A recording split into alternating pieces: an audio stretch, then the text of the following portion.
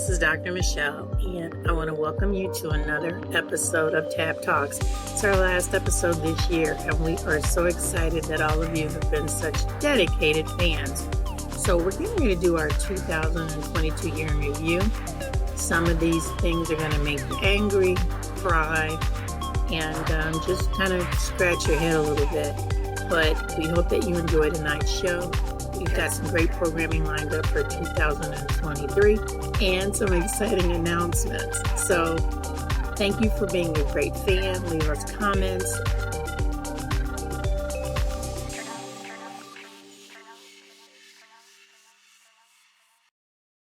In January of 2022, Apple Incorporated became the first company to hit a $3 trillion stock market value. That's right, you heard me, $3 trillion. On the first day of trading in 2022, Apple shares hit a record high of $182.88.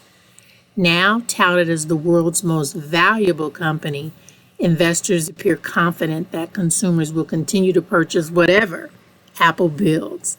Apple has now surpassed the value of Microsoft Corporation, which is now worth about $2.5 trillion. And Alphabet Inc., Amazon Inc., and Tesla, which each have market values of about $1 trillion. Way to go, Steve Jobs.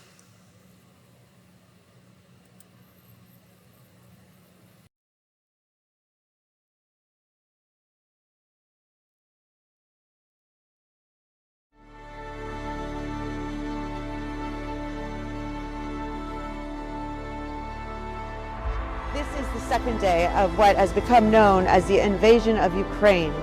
Russian forces came in after bombs hit towns and cities across the country early yesterday morning. Now, many cities and towns in Ukraine are believed to be controlled by Russian forces, but it's not clear yet what exactly that means on the ground.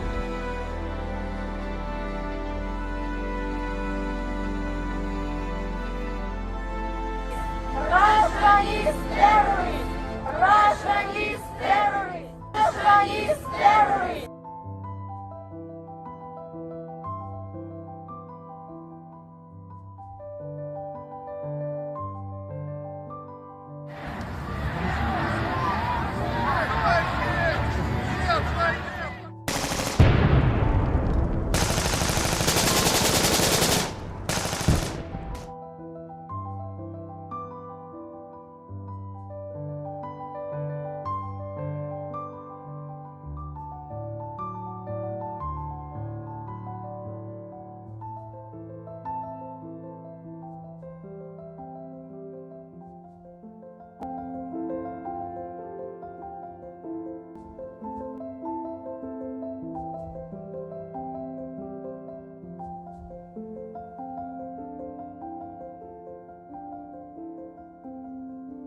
Everyone in the world is talking about the slap that Will Smith gave to Chris Rock on live television on the Oscars. And let's just kind of take a look at that eye-dropping moment for any of you who didn't see that. Okay, now, while everybody was focused on what happened between the two of them, let's take a look at the clip that's gone viral regarding Jada's reaction. Here, she can be seen laughing at the violence that everyone witnessed. Initially thinking it was part of the script. It was not part of the script. And I know when I watched it, I thought it was part of the script. But then when he starts to yell those expletives, and I don't even want to repeat that here, people soon saw that there was something wrong with him, that this was not a joke. So initially when Chris Rock tells his joke, Smith laughs. He's laughing, and here you can see him laughing until Jada gives him the, "Are you going to let him say that about me?" look. So then Will, of course, feeling emasculated, and this is kind of not the first time that he's felt emasculated, feels that he has to get up and do something.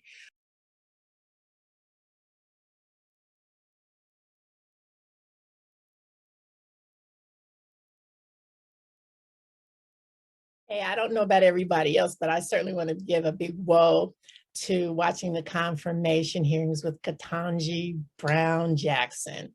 Now, legislators felt that it was fair game and they brought it with some really tough questions about abortion, to critical race theory, and her sentencing record.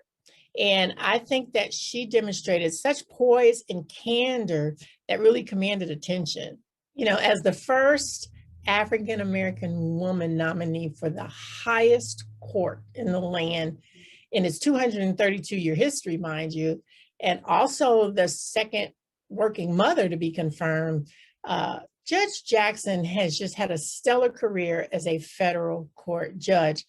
I can remember the day that she was grilled about her sentencing record on individuals accused of child pornography. For every defendant who comes before me and who suggests, as they often do, that they're just a looker, that these crimes don't really matter, they've collected these things on the internet and it's fine, I tell them about the victim statements that have come in to me as a judge. I tell them about the adults who were former child sex abuse victims who tell me that they will never have a normal adult relationship because of this abuse. I say to them that there's only a market for this kind of material because there are lookers, that you are contributing to child sex abuse, and then I impose a significant sentence and all of the additional restraints that are available in the law. These people are looking at 20, 30, 40 years of supervision. They can't use their computers in a normal way for decades. I am imposing all of those constraints because I understand how significant, how damaging, how horrible this crime is. She reminded them over and over again that the structure of the court allows a federal judge maximum discretion when it comes to sentencing. If there's no consistency in sentencing, it's because the law allows federal judges to use their discretion in these type of cases. So if legislators have a problem with her use of discretion, then change the federal sentencing guidelines and change the system. You can't punish her for a system that she did not create. And I don't know about anyone else, but the coverage that went on and on about how her husband loved her and, you know, was a bit much, as though he wasn't supposed to love her, that loving her was unusual in some way.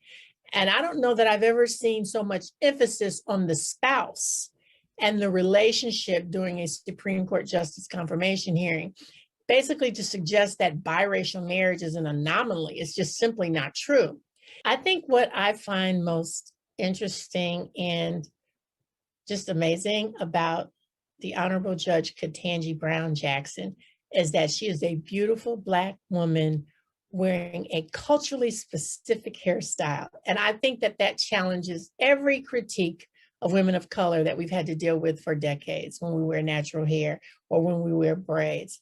I think this will definitely be a whoa moment in history when she is seated, and I'll be watching, and I hope all of you will too.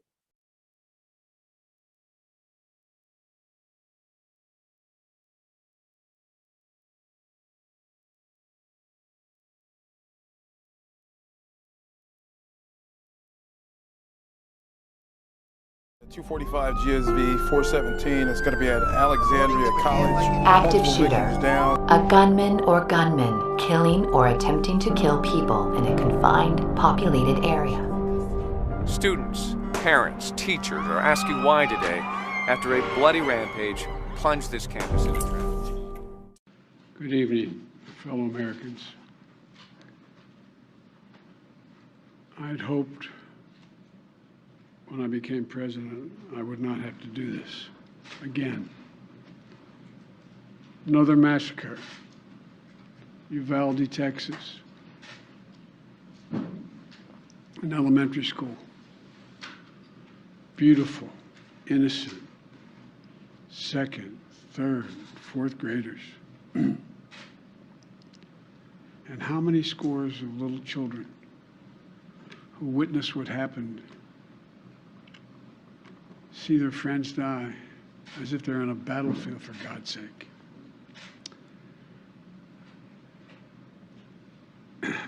They'll live with it the rest of their lives.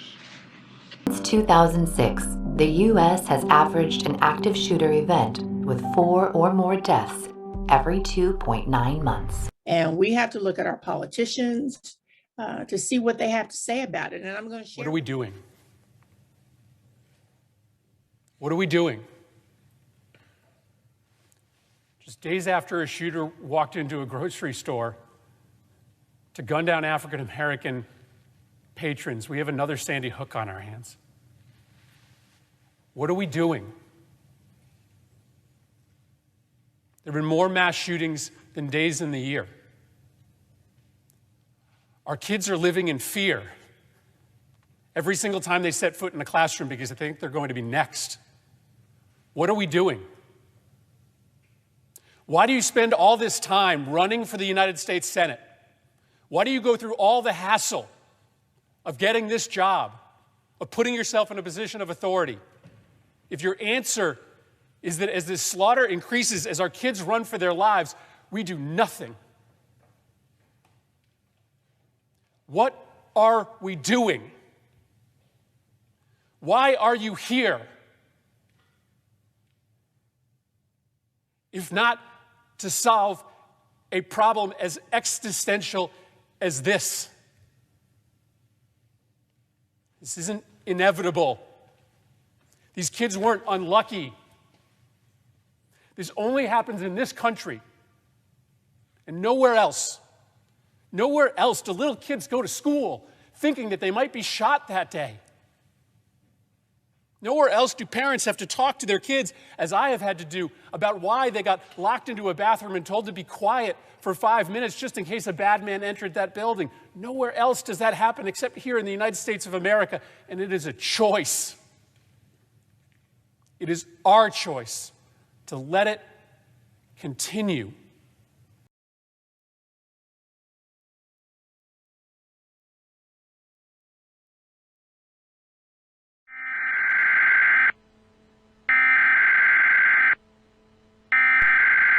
We interrupt our program to bring you this important message.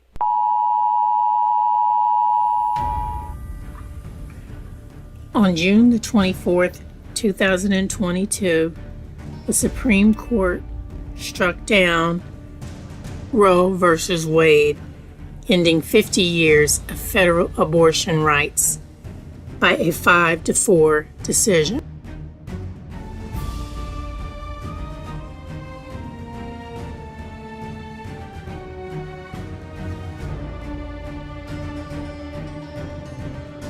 Yes, the Supreme Court struck down Roe versus Wade in a 5-4 decision. In 1985, 56% of the American people had confidence in the Supreme Court. By 2022, that confidence level had dropped to 25%.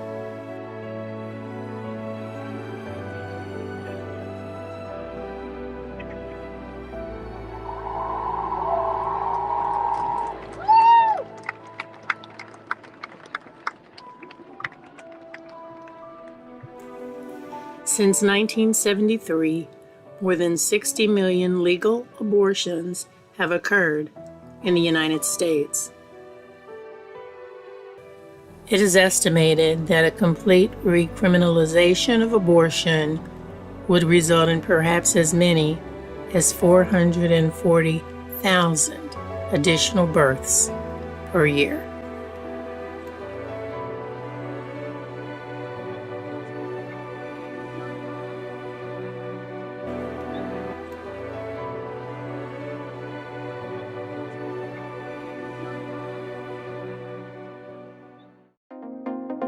Saudi Arabia has unveiled plans for a $1 trillion, 75-mile-long skyscraper made of mirrored glass that will stretch across its desert and stand taller than the Empire State Building. The skyscraper, called the Mirror Line, will be a part of the desert city called the Neom that will be around the size of Massachusetts. The line is a project that is a civilizational revolution that puts humans first, he said at the time. The mirror line will consist of two 1,600 feet tall buildings that run parallel to each other across 75 miles of desert, coastal, and mountain landscapes. Prince Mohammed bin Salman has claimed he wants the mirror line to be ready by 2030, although engineers have said it could take 50 years to construct. The building is so long that it will sit on struts to take the curvature of the earth into account, and will also have a high-speed train line running underneath its length. If fully completed, the skyscraper will run from the Gulf of Aqaba through a mountain range, and Prince Mohammed bin Salman also said that the project aimed to allow 1 million residents to meet within a 5-minute walk and to travel into and within a 20-minute stretch. It will also reportedly be powered by renewable energy. The futuristic buildings feature a silver shine and an intricate inside, with stairwells and greenery and homes to create a linear community. The community of millions will also be fed through vertical farming that will be integrated into the walls of the shiny buildings, and residents will reportedly pay a subscription for 3 meals a day. Prince Mohammed bin Salman insists the buildings will be totally carbon neutral and good for the local environment. The desert living won't just be hot, sticky, and sandy, but the mirror line will also feature a sports stadium that is set to be 1,000 feet above the ground. Salman is also hoping the Niam, as a whole, will create thousands of new jobs and let the oil-rich country stop being so dependent on the resource for wealth. How is he funding this project? The high oil prices currently affecting non-oil producing countries USA are providing funding for the expensive project, which is actually helping Prince Salman continue forth with the mirror line skyscraper and Niam. The project's completion date is set for 2030, but builders and urban planners are struggling to resolve many questions. The project was originally set to be completed in 50 years. Planners are struggling to answer if residents would consider living in a high-rise building after the pandemic, the migration of animals and birds, and how to deal with the structure impacting the flow of groundwater. Environmental planners say the sheer size and length of the mirror line will disrupt migratory bird patterns, and the mirrored glazing of the building could further confuse them, pouring water on the project's desire to be planet-friendly.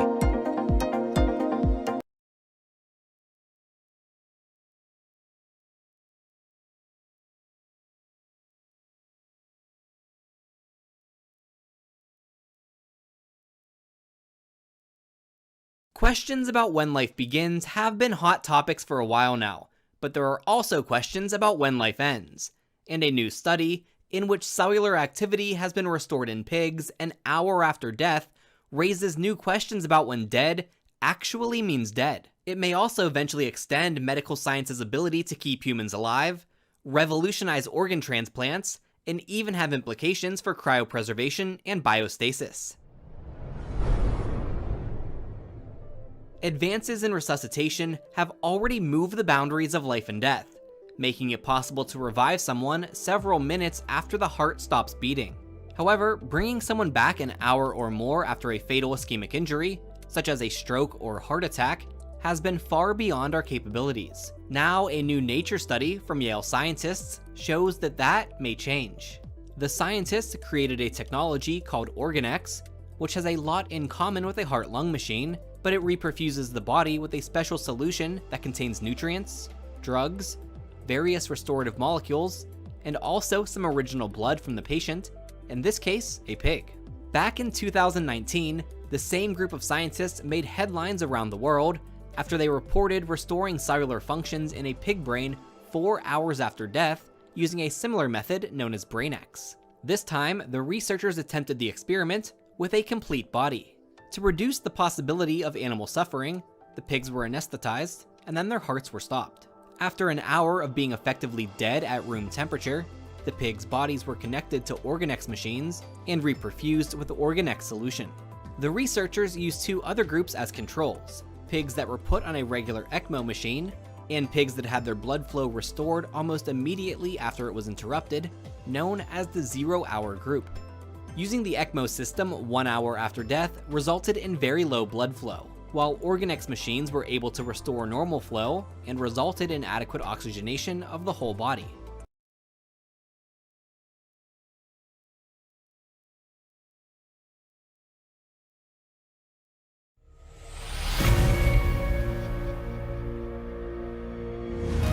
It would help if we could decide here and now on your name. My name is Elizabeth. Long live Queen Elizabeth. While you mourn your father, you must also mourn someone else. Elizabeth Mountbatten. For she has now been replaced by another person. The two Elizabeths will frequently be in conflict with one another. The fact is, the crown must win. Must always win. Nothing one can do about it. One just has to get on with it. To do nothing, to say nothing, is the hardest job of all. It requires every ounce of energy that we have. We have a new sovereign, young and a woman. Let us give her a coronation that is befitting of the wind of change that she represents, modern and forward-looking at a moment in time where exciting technological developments are making things possible we never dreamt of. Always a mistake to assume just because people are privileged, they lack grit. I am protecting the Constitution. I am protecting democracy. The smoke and the mirrors, the mystery and the protocol, it's not there to keep us apart, it is there to keep us alive. You're the captain of the team. This whole thing, it starts and stops with you. Long live Queen Elizabeth.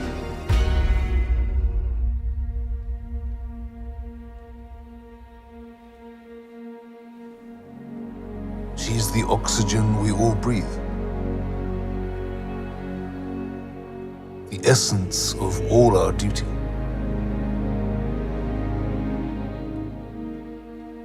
The only person that matters.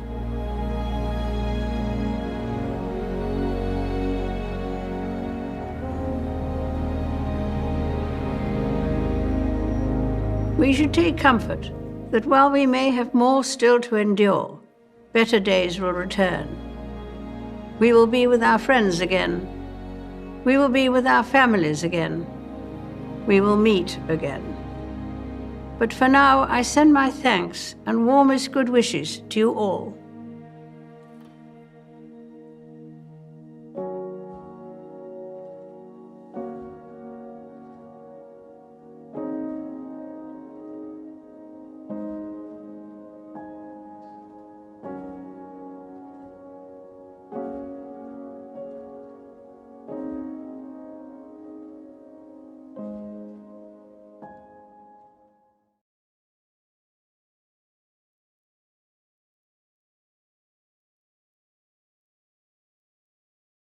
The Girl Scouts of America got a whole bunch of money, the largest donation for them ever, all from a well-known philanthropist. Mackenzie Scott, the ex-wife of Amazon founder Jeff Bezos, gifted the organization $84.5 million. The Girl Scouts said Scott and the national chapter will choose 29 local councils to get those funds. The money will be used in part in communities that have, quote, been underengaged and to develop programs to help prepare girls for leadership.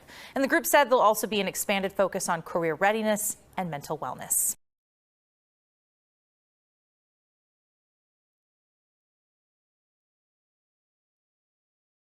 Trust is everything, and it depends on reputation. Sam Bankman-Fried, aka SBF, the founder and CEO of the now-defunct crypto exchange FTX, earned trust by winning the approval of elite institutions. Then he allegedly siphoned $10 billion of customer deposits into a hedge fund run by his purported ex-girlfriend, who then squandered it on risky bets that didn't pay off. Sequoia Capital, Silicon Valley's premier venture capital fund, trusted SBF enough to invest more than $200 million. Crypto lender BlockFi trusted him enough that it's now facing bankruptcy. And of course, retail investors trusted him to keep their money safe. They're unlikely to see any of it ever again. Unlike blue-chip financial institutions that gain trust by being too big to fail, meaning taxpayers will provide a backstop, SBF did it in part by winning the affection of the progressive elite in a way that set him apart from the usual libertarian crypto bros. The World Economic Forum hosted him as a speaker in Davos, listing FTX as a corporate partner. Journalists fawned over him, including Fortune magazine, which asked if he was the next Warren Buffett in a cover story that evoked another infamous profile. SEC chief Gary Gensler is accused by one Congress member of helping the company to create a regulatory monopoly. As the second largest donor to Democratic politicians in the lead-up to the 2022 midterms, SBF branded himself a new kind of capitalist, a different sort of billionaire.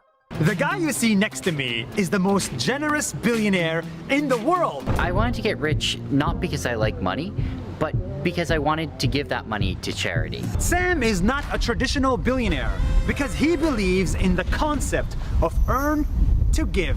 SBF was an effective altruist, or part of a movement that encourages its adherents to make as much money as they can so that they can give it all to charities that they deem maximally efficient at alleviating suffering.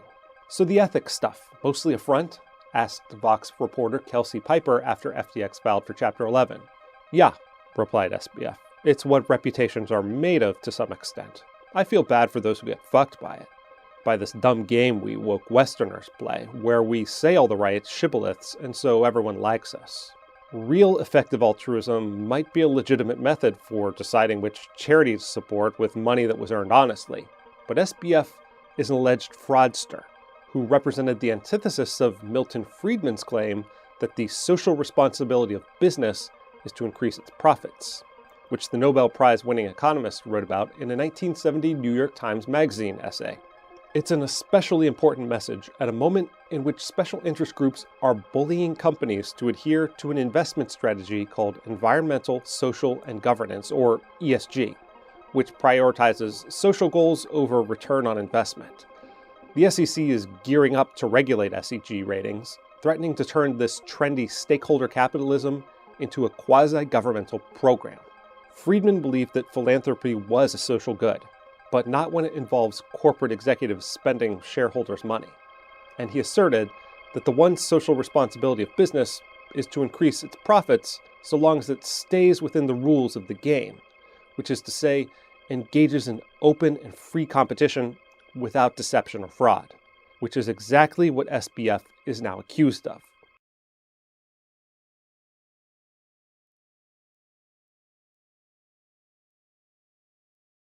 Now, next we move on to the case of two-time Olympic gold medalist and WNBA phenom basketball star Brittany Griner. If anyone has been following this story, Ms. Griner was detained in Russia on charges that she was attempting to smuggle drugs out of their country. And apparently the customs agent found vape cartridges containing cannabis oil. That is what's being reported. Let's check out some footage of her luggage being searched at the Moscow airport.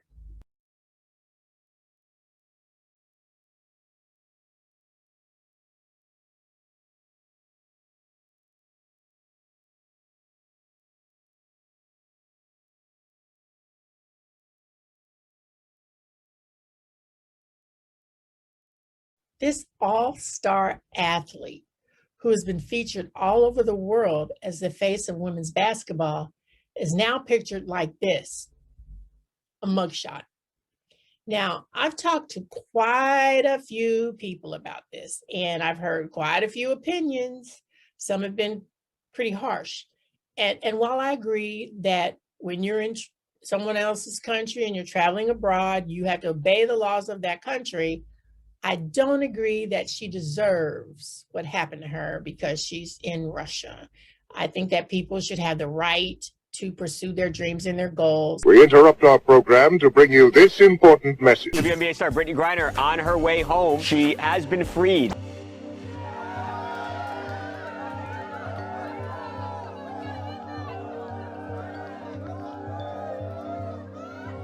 Don't miss our season opener for 2023, where we'll be looking at the book of Revelations and the Rapture. This is not a show you want to miss. So thank you for being a great fan. Happy New Year, and we look forward to seeing you in 2023.